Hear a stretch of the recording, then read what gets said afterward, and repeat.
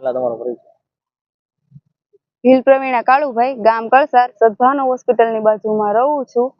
સદભાવના હોસ્પિટલની બાજુમાં કનુભાઈ કરસાળી અને પરવીનભાઈ બલદાણીનું સદભાવના હોસ્પિટલ છે, એની બાજુમાં અમે 50 વર્ષથી પહેલા ત્યાં રહી છીએ ને આજથી 20 વર્ષ પહેલા સદભાવના હોસ્પિટલ બનાવવા તે જમીન અમે જ ગામ લોકોના કહેવા પ્રમાણે સેવા ભાવથી આપેલી. અત્યારે અમારી બાકીની જમીન સદભાવના હોસ્પિટલમાં ભળતી હોવાથી કનુભાઈ કરસાળી અને પરવીનભાઈ બલદાણી સતત 7 વર્ષથી નોટિસો આપે છે અને 1 વર્ષથી તો ડેમોલેશન પણ આવે છે અને આ વખતે ફક્ત 24 કલાક પહેલાની નોટિસમાં ડેમોલેશન આવેલું અને તેમાં મારા મમ્મીએ આત્મહત્યાના પ્રયાસે દવા પીધેલી, જેને અમને હાલ મહુવા સિવિલમાં ને મહુવા આલોકમાં અને અત્યારે 4 દિવસથી ભાવનગર સરટી હોસ્પિટલમાં એડમિટ છે અને કાલે તેમની હાલત અતિશય ગંભીર હતી. અને અમારે કહેવાનું તો એ જ ફક્ત છે ને દુઃખ પણ છે કે ગામમાં 85% ગૌચરાણ છે, તો કનુભાઈ કરસાળી અને પરવીનભાઈ બલદાણીએ ફક્ત અમને શું કામ નોટિસ મોકલે છે? સરકારનું ડેમોલેશન ફક્ત અમને શું કામ આપે છે?